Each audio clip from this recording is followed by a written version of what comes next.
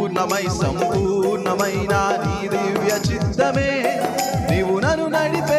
నూతనమైన జీవ మార్గము ఇహమందు పరమందు ఆశ్రయమైన వాడు ఇన్నాళ్ళు క్షణమైన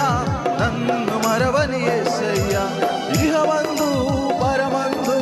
ఆశ్రయమైన వాడు